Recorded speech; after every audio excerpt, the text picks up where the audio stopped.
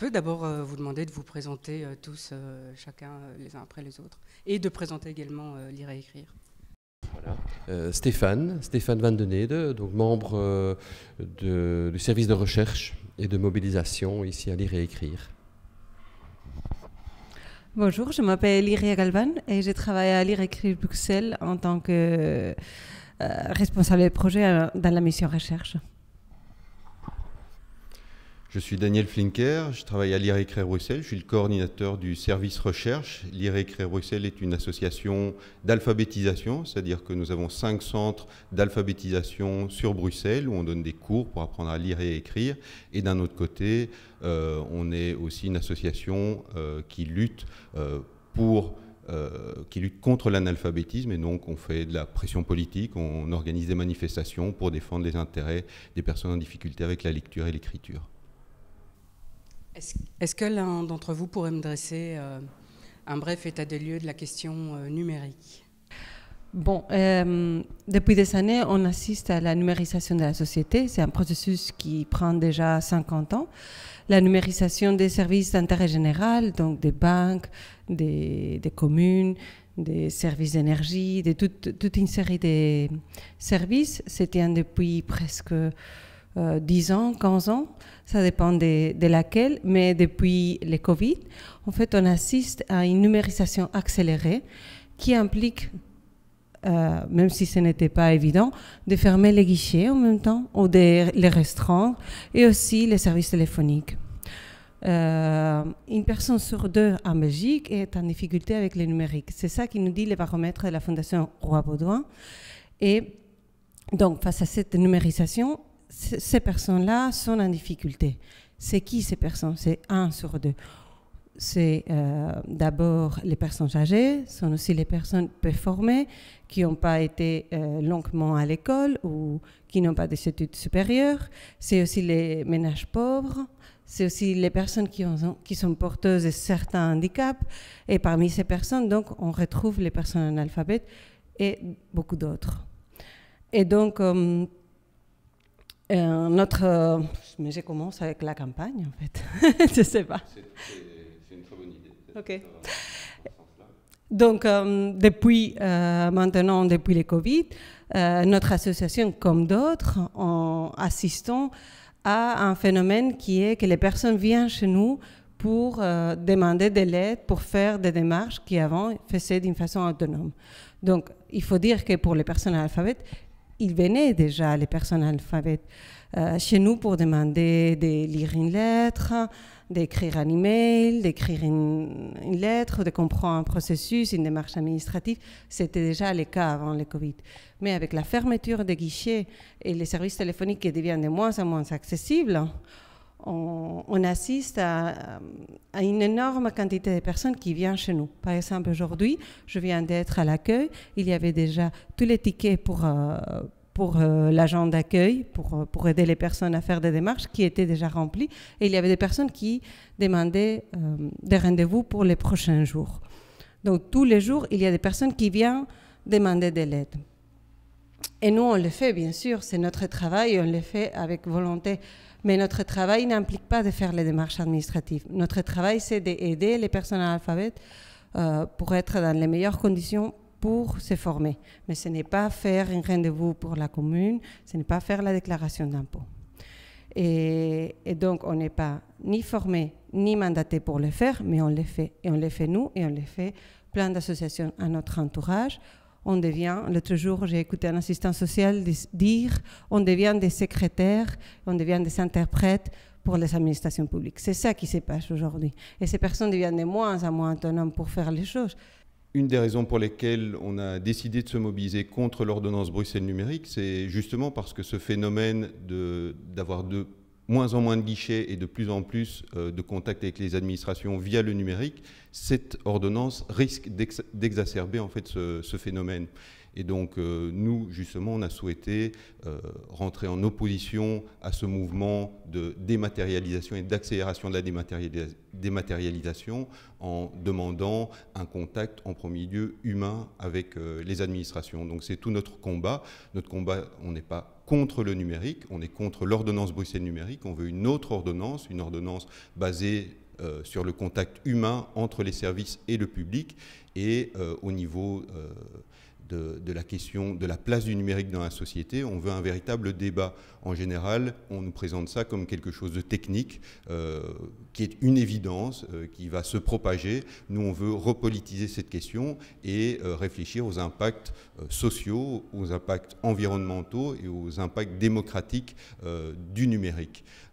Donc voilà, c'est un peu ça notre double enjeu. Un, remettre en place et remettre au centre du débat le contact humain avec les administrations et les services d'intérêt général. Pour notre public et pour les personnes en difficulté avec le numérique, c'est une nécessité. Et d'autre part, replacer le numérique dans une question politique et non technique. Est-ce que vous pourriez me décrire un peu plus ce qu'est cette ordonnance numérique et quelle est la genèse de l'histoire, comment elle est apparue? Alors, cette histoire de Bruxelles numérique s'inscrit dans un contexte européen où, peu de temps après la crise du Covid, il y a eu cette décision du Parlement européen et du Conseil européen d'obliger tous les États membres à rendre toutes leurs administrations numérisées, et avec une obligation de résultat pour 2030. Et donc, chaque État, mais aussi chaque région, communauté, s'est retrouvé dans l'obligation de transcrire dans son droit et dans ses compétences l'obligation de rendre tous les services publics numériques. Et donc voici notre région Bruxelles-Capitale qui est la pionnière en la matière, et un ministre, Ben Arclay-Fahy, en charge de la transition numérique, très fier de pouvoir être le premier ministre à lancer un projet d'ordonnance, qui est un peu comme une loi au niveau bruxellois, donc une ordonnance qui fait basculer toutes les administrations locales et régionales dans le numérique. Alors en quoi ce combat est exemplaire ? Parce qu'on est dans un moment de bascule où, effectivement, on a des associations, il y a des citoyens, il y a une société civile qui se rend compte à la fois des potentialités qu'apporte le numérique, parce qu'il y a des facilités que le numérique apporte, mais aussi des difficultés et des dangers que recèle le numérique, à savoir d'agrandir, de creuser encore les inégalités entre les citoyens. Et donc, on assiste depuis plus d'1 an maintenant à une mobilisation à la fois de la société civile, à la fois de personnes parfois de conditions sociales extrêmement fragilisées, qu'elles soient analphabètes ou qu'elles soient en difficulté de toutes sortes. Une mobilisation aussi scientifique, beaucoup de chercheurs et d'enseignants se sont également mobilisés contre ce projet de Bruxelles numérique. Une mobilisation que l'on se rend compte qui se porte à des tas de niveaux, aussi bien en France que dans d'autres pays limitrophes, où clairement cette menace numérique, cette opportunité numérique crée un véritable débat de société, à la fois sur les enjeux environnementaux, les enjeux sociaux, les enjeux de prédation par rapport aux minerais et par rapport aux matières premières qui sont le côté matériel de la fameuse dématérialisation. Et donc ici, on se trouve à la fois avec un texte pionnier et une mobilisation pionnière. Je vois que ça part de l'Europe, mais quelle latitude on a dans l'implémentation des directives européennes? Donc, moi, je dirais qu'il y a quand même de latitude. Premièrement, parce que le Parlement européen, en même temps qu'il a dit qu'il faut numériser les administrations publiques, a dit qu'il faut garder des guichets. Et donc, les administrations publiques, dans ces cas-là, bruxellois, pourraient parfaitement garder les guichets et les services téléphoniques accessibles aux citoyens. Sauf qu'ils appliquent une partie des demandes de l'Europe et ils ne respectent pas l'autre qui est, bien sûr, l'inclusion numérique et l'inclusion des personnes en difficulté avec le numérique et la défense des droits sociaux et économiques. Et ça, le Parlement européen l'a dit assez clairement. En plus, il vient d'y avoir une déclaration du Conseil de l'Europe, que c'est vrai que ce n'est pas la même chose, ce n'est pas l'Union européenne, mais qui a dit que les principes ne doivent pas être le numérique par défaut. Les principes doivent être l'accessibilité par défaut. Et donc, que les personnes doivent accéder aux droits via un numérique, via un guichet, via un service téléphonique. Et donc, les États doivent garantir cet accès.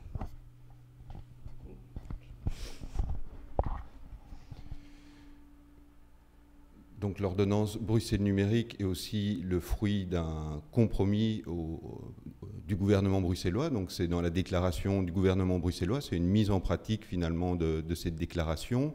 Le gouvernement bruxellois, et avec son promoteur Bernard Clairfailly, souhaite mettre en place le digital par défaut, c'est-à-dire de faire du digital le premier moyen de communication entre les administrations et les administrés. Et encore une fois, nous on a souhaité retourner cette logique en disant que le premier contact avec les administrations devait être un contact humain. C'est tout notre combat, cette opposition entre, d'une part, le ministre qui dit on ne peut pas rater le train du numérique, et nous qui disons être moderne, c'est en fait réussir à créer ensemble une ville inclusive où tous les citoyens ont accès à leurs droits. Quelles sont les positions des différents partis sur cette question ?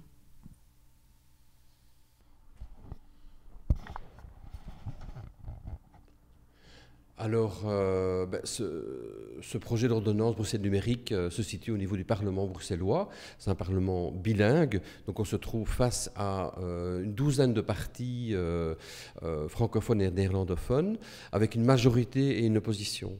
Et on constate au quotidien, dans les multiples contacts qu'on a avec les cabinets, avec les groupes politiques, avec les députés, etc., qu'il y a évidemment une forte logique et contrainte majoritaire qui fait que, même venant du plus petit parti francophone de la majorité, les autres partis de la majorité, donc ici c'est un projet porté par Défi, et la majorité s'est associée à Écolo et au Parti socialiste, et donc ils ont une espèce de loyauté inamovible et immarcessible, qu'on ne peut pas bouger. Alors on essaye évidemment de mettre des coins dans cette majorité, de rencontrer les uns, de rencontrer les autres, de faire comprendre en quoi parfois un seul mot ou une virgule que l'on déplace peut permettre une meilleure garantie pour tous les citoyens d'avoir accès à un contact humain dans les administrations. Mais c'est vrai que chaque fois, cela se heurte à une logique majoritaire. En face de ça, on a une opposition qui soit comprend parfaitement les contraintes auxquelles les citoyens font face, soit sont dans une logique purement d'opposition, et donc voilà, essaie de mettre la majorité en difficulté sans pour autant toujours comprendre les enjeux fondamentaux de ce texte. Donc on doit, nous, faire une espèce d'éducation permanente aussi vis-à-vis des partis politiques qui sont évidemment confrontés à des dizaines de textes différents, de tas de problématiques, et nous on vient avec toutes nos forces et toute notre détermination pour bouger un texte dans ce dispositif, et avec la difficulté d'une majorité qui veut obtenir des résultats en fin de législature, c'est dans moins d'un an, qui veut avoir des résultats, qui veut mettre des plumes à leur chapeau, qui veut arriver à ce que ce texte passe, et nous qui voulons que ce texte ne vienne pas creuser davantage les inégalités sociales. Il faut bien se rendre compte que la stratégie du secteur associatif, c'est de créer un rapport de force pour sensibiliser le personnel politique. On a essayé de les rencontrer avant de se mobiliser, et en fait, on n'a pas été spécialement reçus. Depuis qu'on a commencé à se mobiliser, on peut les rencontrer, et en fait, on se rend compte qu'à chacune de nos mobilisations, le texte contre lequel on se mobilise, l'ordonnance Bruxelles numérique, ce projet se modifie. Au départ, il n'y a pas du tout question de parler d'alternative au numérique. C'était la mise en place du digital par défaut. Depuis qu'on se mobilise, on a vu que ce texte s'est modifié à plusieurs reprises. Ce texte a commencé à parler d'alternative au numérique, puis on a demandé des précisions sur ces alternatives. On a parlé à ce moment-là, le texte a parlé de guichets et ou de services téléphoniques. Nous, on a demandé de supprimer ce ou a été déplacé, puis la phrase a été modifiée, et à chaque fois, c'est suite à nos mobilisations. Et on s'est rendu compte, en fait, que c'est plutôt au sein du gouvernement qu'il y avait des pressions entre les différents acteurs de la majorité pour faire évoluer ce texte. C'est comme ça, en fait, qu'on a obtenu des évolutions. Finalement, le monde parlementaire est intéressés par nos positionnements, se sont sensibilisés et interpellés, mais là en fait le rapport majorité-opposition n'a pas vraiment bougé, c'est plutôt au sein de la majorité que le texte a pu évoluer. Maintenant il nous reste un dernier moment, le vote final et les débats en séance plénière du Parlement, et là on espère que les parlementaires vont prendre de manière plus volontariste position, vont faire des amendements au texte, parce que nous, notre demande première est que ce texte en fait garantisse des services téléphoniques et des guichets physiques de qualité dans les administrations, et jusqu'à ce stade il y a ces éléments qui sont dans le texte, mais il y a aussi toute une série d'échappatoires qui permettent de remettre en question ce contact humain dans les administrations. Pour vendredi, vous êtes plutôt confiant quant à l'écoute des demandes que vous avez faites ou pas? Quel est votre sentiment? Et puis, si vous, dans le cas où vous n'aurez pas été bien entendu, quelles sont les alternatives qu'il vous reste? Alors chacun est dans son rôle. Nous, est-ce qu'on est confiant ou pas confiant pour vendredi? Vendredi 12 janvier, on va se mobiliser.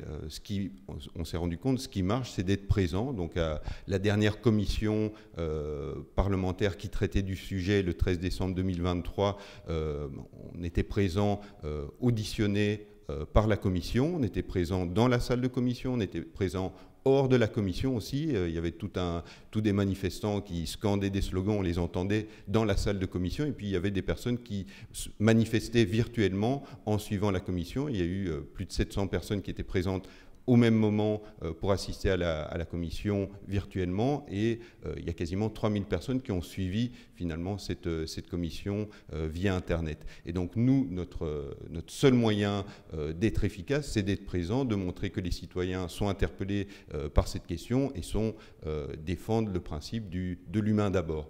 Après, c'est aux parlementaires à prendre leurs responsabilités en fonction du positionnement qu'ils tiendront lors de ce vote final. Nous aussi, on pourra, en tant que citoyens, voir pour qui on vote lors des prochaines élections. C'est ça notre moyen de pression, et voilà, chacun a son rôle dans ce combat et dans ce débat de société.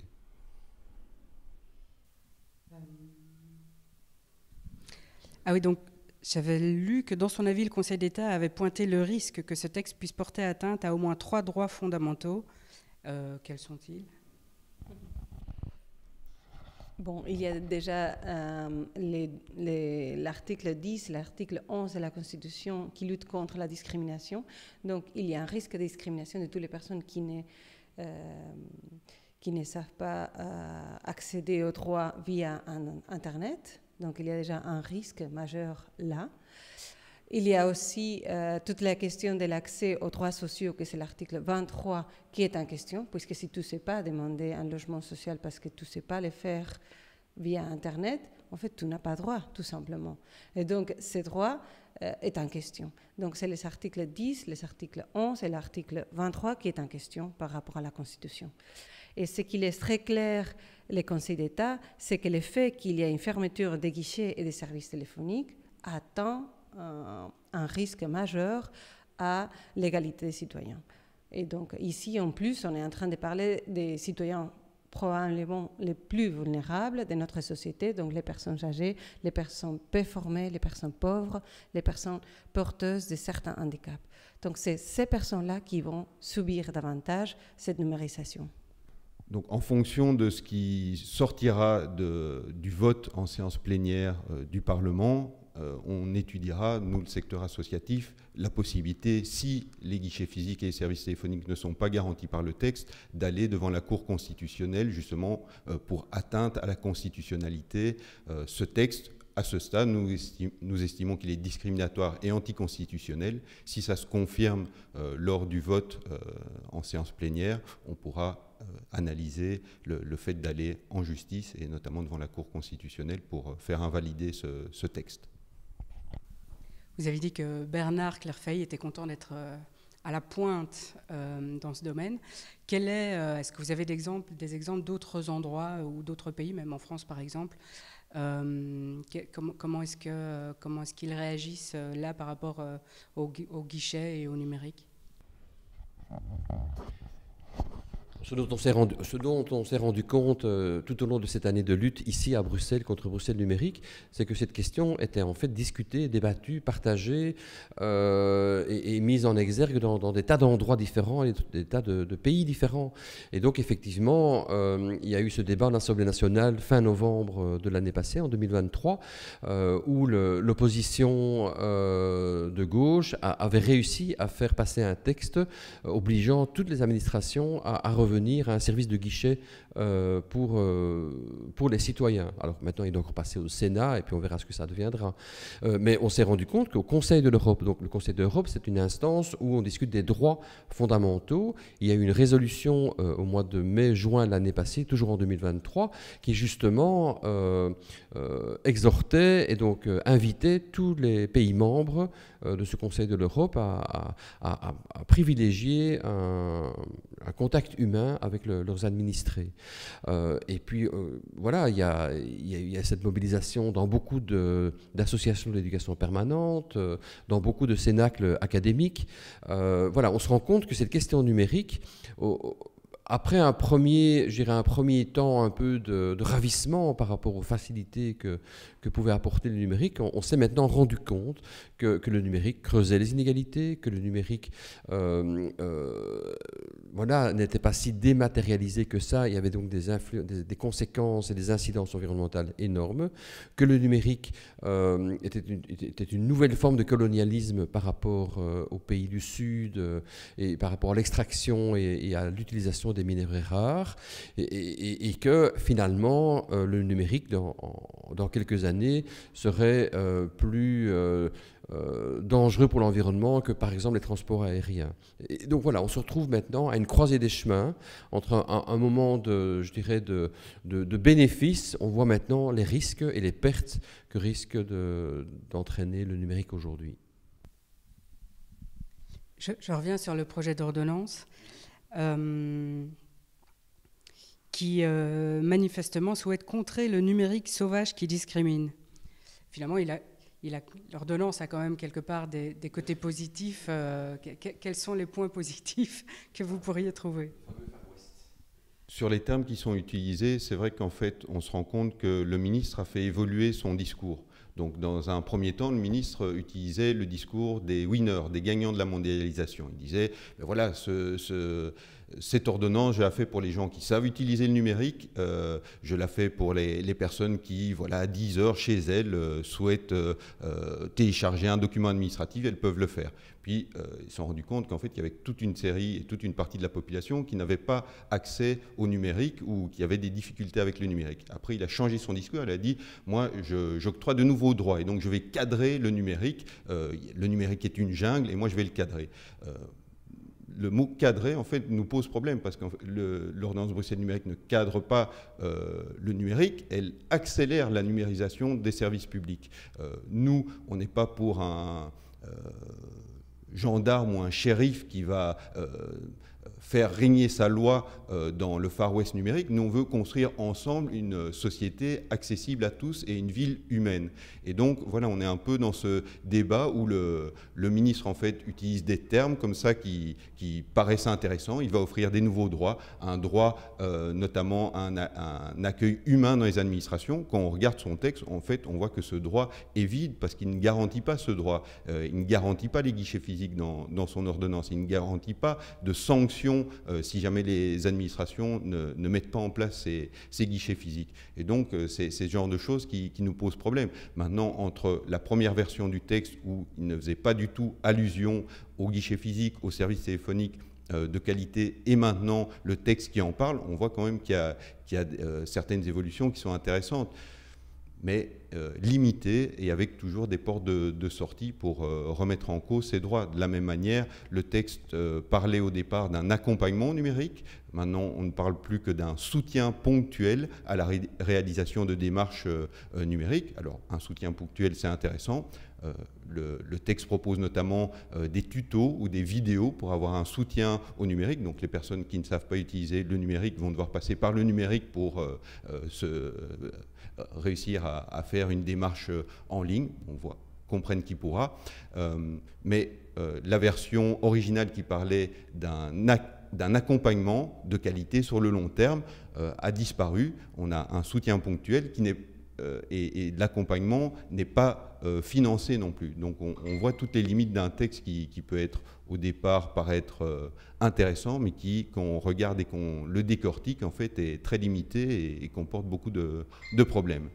Donc il y a deux questions aussi qui nous posent problème avec cette ordonnance, c'est qu'il dit cadrer les numériques, mais pour nous, on pourrait aller beaucoup plus loin pour cadrer les numériques et les faire plus inclusives. Donc d'abord, obliger les administrations à faire des pages web accessibles aux personnes handicapées, aux personnes porteuses de certains handicaps, et aussi faciliter par exemple un langage beaucoup plus simple au niveau d'Internet. Ça serait par exemple une obligation qui serait intéressante.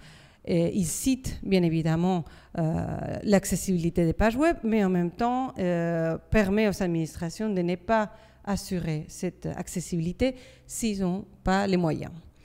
Et il parle aussi de cadrer les numériques, mais il pourrait bien cadrer toute la question des algorithmes et de la discrimination, que c'est une question qui va venir bientôt, qui est déjà ici, qui était déjà posée aux Pays-Bas et en France, et que je ne pense pas qu'on va échapper. Donc, il cadre les numériques, certainement pour certaines choses, mais pas pour d'autres qui sont bien intéressantes pour la population. Par rapport à cette charge disproportionnée que les administrations peuvent utilisées.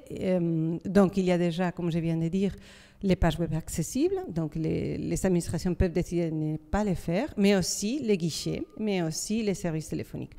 Toutes les mesures d'inclusion numérique peuvent être, n'est pas mises en question, mais n'est pas mises en œuvre s'il y a une charge disproportionnée. Mais le numérique, c'est hors de question. C'est toujours obligatoire de les mettre en œuvre. Donc, on se rend compte qu'il y a deux mesures, donc, que les guichets et les services téléphoniques peuvent disparaître, on va dire comme ça, et pas les numériques. Et donc, c'est évidemment un double discours, pardon. Oui, j'y vais. Donc, l'ordonnance Bruxelles numérique nous pose question aussi par rapport à l'inclusion numérique sur deux de ces articles. Donc, il y a l'article 13, qui est très long. C'est un article qui, justement, prétend garantir les guichets et les services téléphoniques. Donc, cet article permet aux administrations de ne pas les mettre en œuvre s'il y a une charge disproportionnée. Donc, s'il n'y a pas les moyens économiques, ils peuvent décider de fermer les guichets et les services téléphoniques. Ils peuvent aussi, sinon, mettre en œuvre une autre alternative, une alternative au guichet et au service téléphonique de la même qualité. Quelle autre alternative peut y avoir à un guichet et à un service téléphonique de la même qualité? En fait, nous, on pense que cette phrase ouvre la porte à la sous-traitance de l'accès au guichet et au service téléphonique. Donc, on est évidemment inquiet. On est inquiet parce qu'ils peuvent sous-traiter à une association sans pour autant la financer. C'est le cas maintenant parce que, sincèrement, les associations, nous sommes en train de faire le travail de l'administration sans être pour autant financés et surtout financés à la hauteur des besoins. Et on a aussi peur qu'ils soient sous-traités, bien évidemment, à des entreprises à but lucratif. On a vu déjà ça avec des call centers pour plein de services. Et on a vu déjà comme la qualité descend, comme du coup on est en train d'appeler à un autre pays pour répondre à des questions très concrètes et comme les personnes qui travaillent dans ces call centers ne peuvent pas répondre à des questions qu'ils ne connaissent pas. Et donc nous, on a vraiment très peur de cette autre alternative et de cette probable opportunité de sous-traitance. Au fond, ordonnance numérique ou pas, qu'est-ce qui empêche les administrations publiques de passer au tout numérique et de fermer petit à petit de plus en plus de guichets? Qu'est-ce que ça change qu'elles passent ou non? En fait, la question de ce que peuvent faire ou ne pas faire les administrations, elle est centrale. Et c'est pour ça que nous, on plaide depuis le début pour ne pas faire une ordonnance Bruxelles numérique, mais une ordonnance Bruxelles plus humaine, plus inclusive, plus accessible. Et donc, nous, on rêve d'une ordonnance qui cadre l'obligation faite à toutes les administrations, mais aussi à tous les services essentiels, d'offrir un accueil humain et à hauteur d'hommes, de femmes, pour que les personnes les plus défavorisées, enfin que tous les citoyens puissent accéder facilement à leurs droits. Parce qu'en fait, il y a un paradoxe dans cette affaire qui est assez énorme. C'est qu'en fait, on se rend compte qu'il y a de plus en plus de moyens et de plus en plus d'énergie et de force pour mettre en place une numérisation de la société, alors même que l'on voit de plus en plus combien le numérique n'est pas robuste, n'est pas solide, est fragile, qui est sujet à des attaques de cyberattaques, qui est sujet à une raréfaction des minerais, qui est sujet à des dépenses qui ne sont pas contrôlées. Et à côté de ça, l'accueil humain, le guichet, le fait d'avoir des fonctionnaires, le fait d'avoir des personnes, je dirais, en chair et en os, jusqu'à preuve du contraire, est encore ce qu'il y a de plus robuste dans la société aujourd'hui. Et donc, on se demande pourquoi ne pas allouer les moyens à l'humain plutôt qu'à quelque chose qui, on le sait, dans 30-40 ans sera remis en question.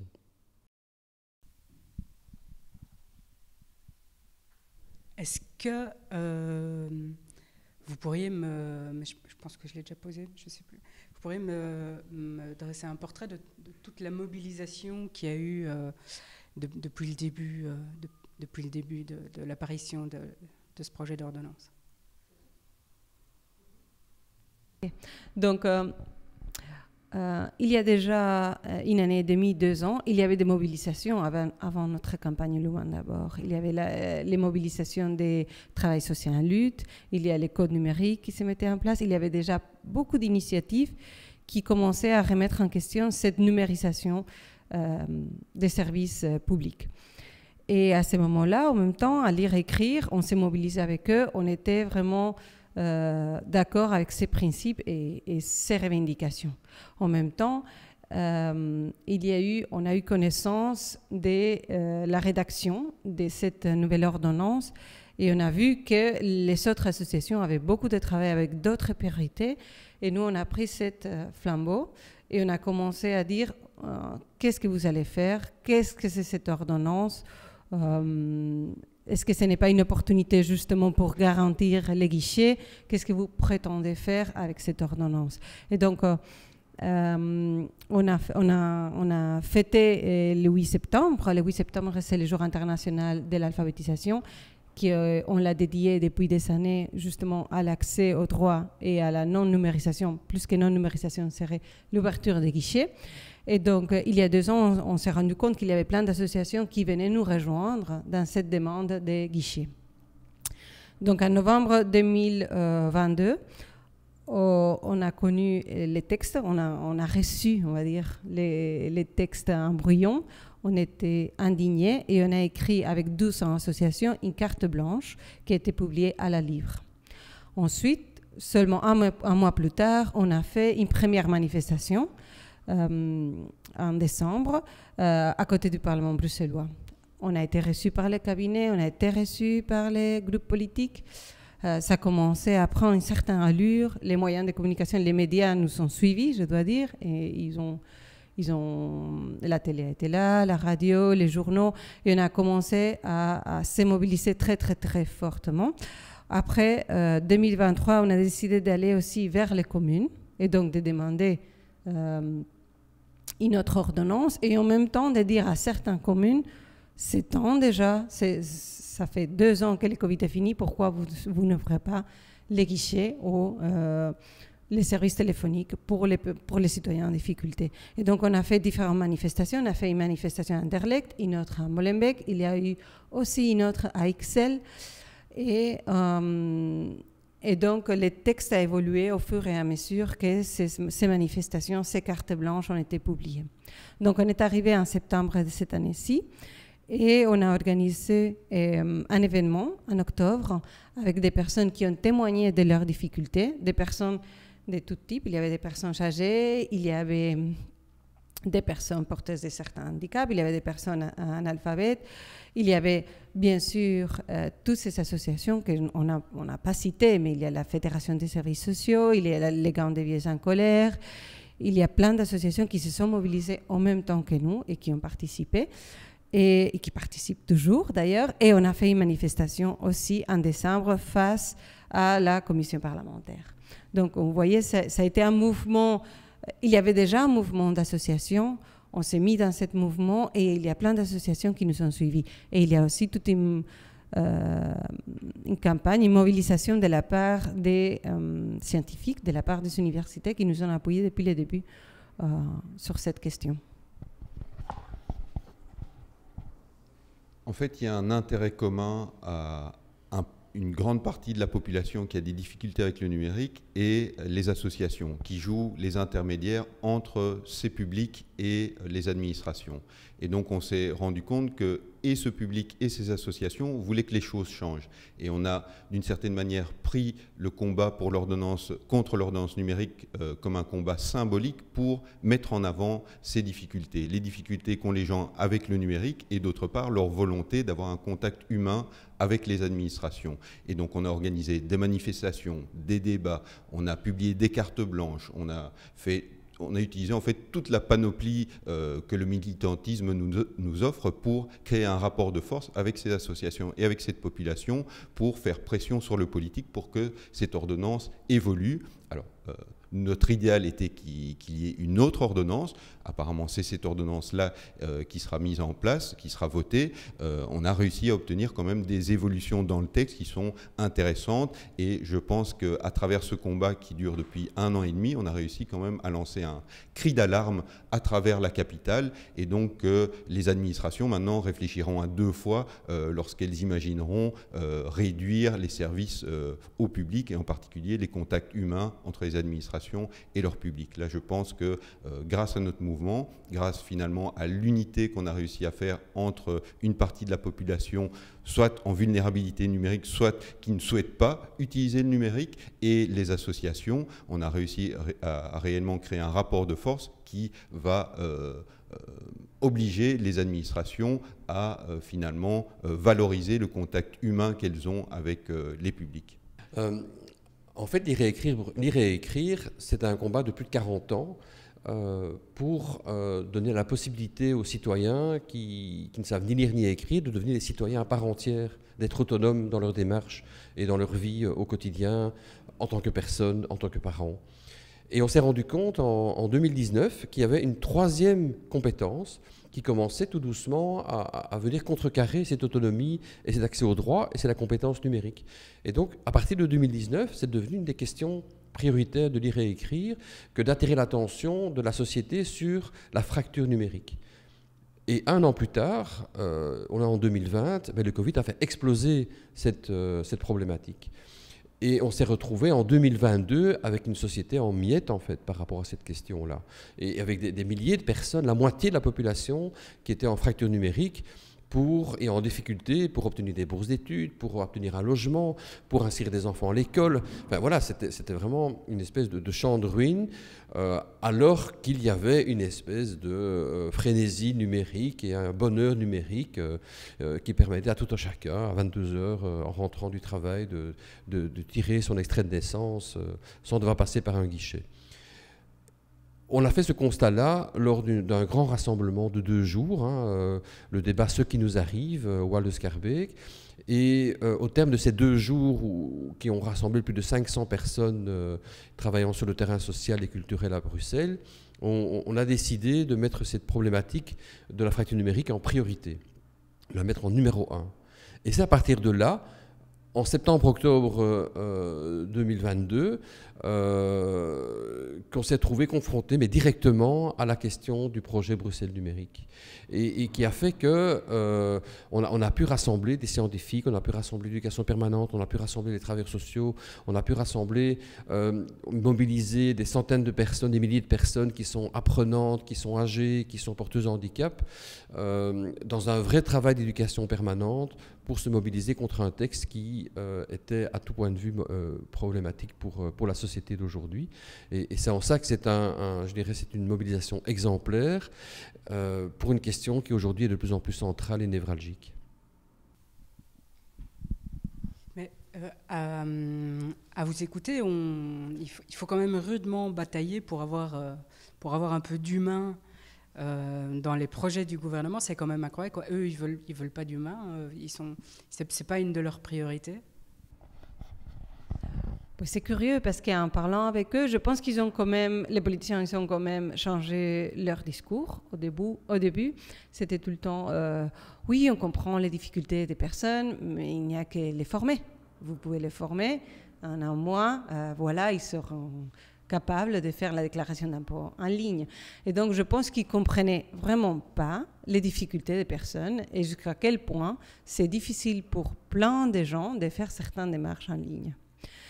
Et donc, après, on a écouté beaucoup dire souvent, oui, ma mère est en difficulté, mon père est en difficulté, mais bon, moi, je le fais à leur place.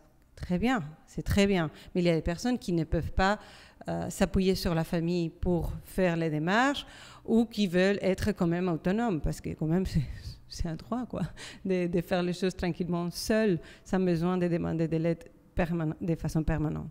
Donc, il y a eu quand même une évolution du discours, mais je ne pense pas qu'il comprend la mesure des difficultés et comment les gens ne sont pas en train d'accéder aux droits, comme les gens décident de ne pas demander certaines choses, de ne pas y aller, de laisser tomber certains droits. Donc, je ne pense pas qu'il prend la mesure des difficultés et aussi de la vulnérabilité des personnes. Parfois, j'ai vraiment envie de les inviter à passer 2 jours ici et voir les désarrois de certaines personnes. Une autre question, c'est que je pense qu'il y a un mépris, je vais le dire clairement, il y a un mépris de tout ça qui est le travail social et le travail en contact avec les personnes. Il y a un mépris du travail d'agent d'accueil. Je pense qu'il y a une mécompréhension, au moins.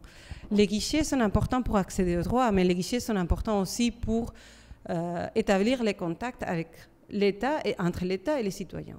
S'il n'y a plus de guichet, si tu as un problème et la seule façon de communiquer c'est via un email, il y a un lien important qui fait société, qui fait finalement aussi confiance aux citoyens dans les institutions qui finalement ils financent via les impôts et toute cette perte des liens aussi, mais des contacts est grave, je pense, pour la démocratie et pour l'accès aux droits.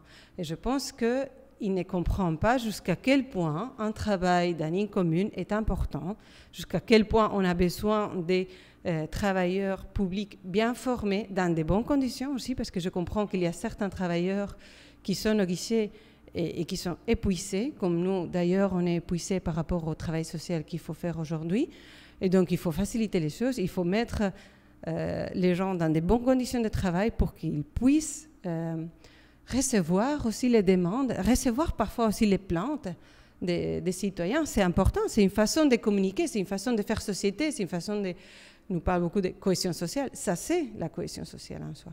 Ce qu'on a appris à travers notre combat, c'est que les politiciens nous écoutent, mais ils ne nous entendent pas vraiment. Et ils ne prennent effectivement pas la mesure des problèmes des gens et leurs réponses ne sont pas à la hauteur des enjeux de société. Alors effectivement, la lutte sociale, c'est quelque chose de compliqué, ça prend du temps, ça demande des efforts, mais c'est la seule manière que l'on a pour se faire entendre et on voit dans ce combat qu'on a pu obtenir quand même certaines choses.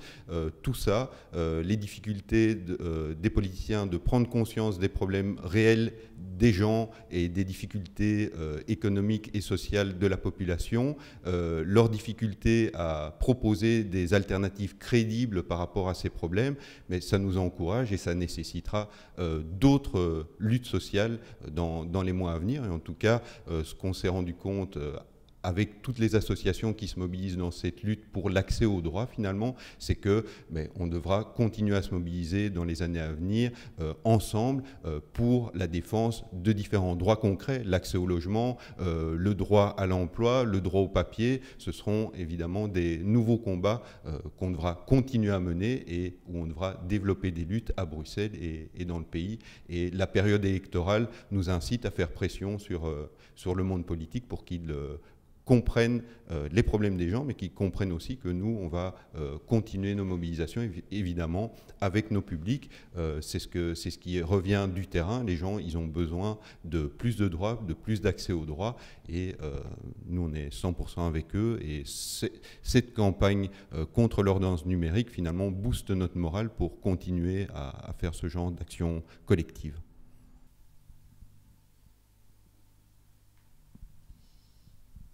Est-ce qu'on vous dit parfois que vous êtes contre le progrès? Parce que finalement, c'est quand même assez pratique de pouvoir, de pouvoir aller choper un document à 11 h du soir si on n'a pas le temps à un autre moment. La question centrale, c'est est-ce que le progrès est forcément progressiste? C'est-à-dire, est-ce que le progrès permet vraiment à toutes les composantes de la société d'avancer significativement en termes d'autonomie, d'accès aux droits, d'égalité sociale, d'égalité économique, etc. Et ce que l'on reproche le plus à ce projet Bruxelles numérique, c'est qu'il ne s'est pas vraiment posé ces questions-là. Il n'a pas fait un état des lieux, il ne s'est pas posé des questions en termes d'incidence. Donc, si je prends ce type d'ordonnance, quelles vont être les conséquences à moyen terme et à long terme sur la société et sur les citoyens. Et donc, sur cette question, le progrès est-il progressiste? Il y a un vrai débat de société là derrière, et ce qu'on dit depuis le début, et en cela on est soutenu par toute une série d'intervenants académiques et intellectuels, c'est qu'il y a une nécessité d'organiser un vrai débat de société autour de la question numérique, en tant que vecteur ou en tant qu'agent pathogène par rapport au progrès. Et donc il y a des dispositifs à Bruxelles, dans le Parlement bruxellois, par exemple, les commissions délibératives qui associent les citoyens aux politiques et qui auraient permis, si on s'était donné un peu de temps, d'examiner effectivement quelles pourraient être les conséquences et comment intégrer le numérique, non pas comme un agent de division, mais comme un facteur de progrès. Oui, et moi je voudrais ajouter, tout à fait d'accord,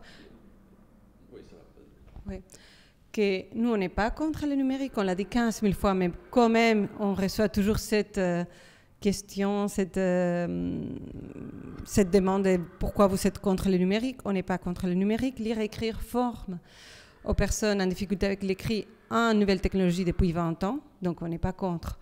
Mais on veut aussi un numérique différent. On peut penser à un numérique qui soit un outil d'émancipation, un outil d'égalité. Et pour l'instant, vraiment, il n'y a pas ce débat-là. Le numérique se développe seul.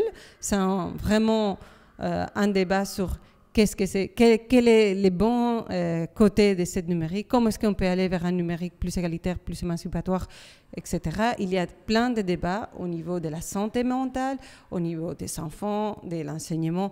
Il y a plein de débats qui ne sont pas en train de prendre lieu vraiment. On a besoin d'un débat de société sur où on veut placer le numérique. Numérique, oui, mais pas partout et pas n'importe comment. Et je pense que les politiciens, pour l'instant, ne sont pas à la hauteur de ces débats-là. Vraiment, je pense qu'ils pensent simplement au progrès, comme cette utopie du 19e avec... bon, je ne vais pas aller là, mais ils pensent vraiment le numérique comme une utopie, comme un progrès, comme une course avec les autres pays, contre les autres pays, et ils ne pensent pas le numérique d'une autre façon. Est-ce que vous recevez en général le soutien des médias? Ou quel est le positionnement des médias en général sur cette question? Alors, il n'y a pas vraiment un soutien ou pas de soutien. Les médias nous suivent, ils sont quand même intéressés par cette question. Ils voient que c'est une question qui fait polémique. Souvent, quand des médias nous interviewent, quand des journalistes nous interviewent, mais en fait, ça se passe chaque fois qu'on parle de ce sujet, les personnes viennent avec leurs propres problèmes et disent « Ah ben c'est vrai, moi j'ai essayé de prendre contact avec cette administration par le numérique, je n'y arrivais pas. » Ou ma maman essayait et elle n'a pas réussi à avoir je ne sais pas quel papier via le numérique. Donc on se rend compte en fait que dans ce sujet, toutes les personnes sont touchées. Ce n'est pas seulement les personnes vulnérables. En fait, avec la numérisation des services publics, le travail qui était fait avant par un agent des administrations, maintenant on doit le faire soi-même. Et donc c'est vraiment facteur de stress pour tous les citoyens. Les journalistes sont aussi citoyens, donc quand ils nous interviewent, très rapidement en fait, ils prennent la défense de notre campagne parce qu'ils se rendent compte qu'eux-mêmes sont touchés et sont vulnérables avec toutes les évolutions du numérique. On se rend compte que, et ça c'est les chiffres de la Fondation Roi-Baudouin, qu'il y a de plus en plus de personnes qui sont en vulnérabilité numérique. Pourtant il y a de plus en plus de personnes qui se forment au numérique. Mais le numérique évolue tellement rapidement que les gens n'ont pas le temps de suivre. La formation des gens, en fait, est beaucoup moins rapide que les évolutions technologiques. Et donc, ça, les journalistes s'en rendent bien compte. C'est un sujet, finalement, qui est porteur. C'est un sujet, on parle notamment, pour le moment, beaucoup de l'intelligence artificielle.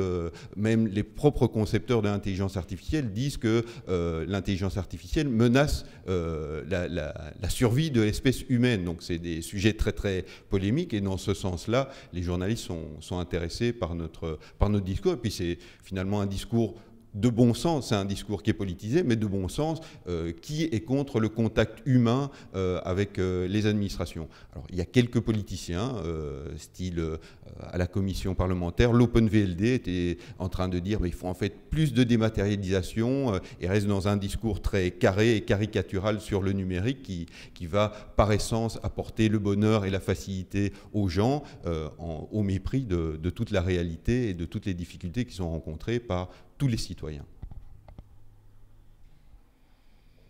N'empêche, pour une question qui, là, est la question de l'ordonnance numérique, quelle bataille il faut mener? Qu'en est-il, comment expliquer ça? Mais qu'en est-il de toutes les autres batailles sur lesquelles on n'a pas le temps d'aller et pour lesquelles on ne peut pas se mobiliser et qui passent Et si le numérique était la mère des batailles, en fait? C'est-à-dire qu'au travers de la question du numérique, on touche à tous les droits essentiels, à tous les services publics et à tous les services essentiels, à la relation de l'humain par rapport à ses égaux, par rapport à son administration, par rapport aux politiques. Je veux dire, même les politiques maintenant se réfugient derrière le numérique. Je vous défie d'appeler un parti politique au téléphone. On va vous demander d'aller sur le site internet et on va vous demander d'envoyer un email. On va vous demander de participer à un live ou à un chat, etc. Donc, je veux dire, le numérique maintenant est totalement central. Et donc, le fait d'investir une telle énergie, de déployer une telle mobilisation, de susciter de telles... je dirais, relais, soutien dans tous les secteurs sur la question du numérique, c'est en fait pour nous essentiel, névralgique, central, parce qu'à partir de là, on peut expliquer beaucoup de choses dans la société et quelque part éclairer les autres lieux où il faudra se battre désormais. Le combat contre l'ordonnance Bruxelles numérique, le combat contre le tout numérique, en fait, pour nous, c'est un combat pour l'accès aux droits. Et donc, c'est un boost pour un combat pour l'accès à l'emploi, pour l'accès au logement, pour l'accès au papier. Deuxièmement, le combat contre l'ordonnance numérique ne nous empêche pas, ici à Lire et Écrire, de continuer à se battre pour l'alphabétisation. Et troisièmement, toutes les associations, la société civile, les partis politiques, les personnes engagées continuent à se battre à la fois contre l'ordonnance numérique, mais sur plein d'autres sujets, contre la pauvreté, contre la guerre, contre le racisme. Donc il n'y a pas une contradiction entre ce combat et d'autres combats. C'est un combat, au contraire, qui nous donne de la motivation et qui nous donne de l'expérience pour mener d'autres combats sociaux.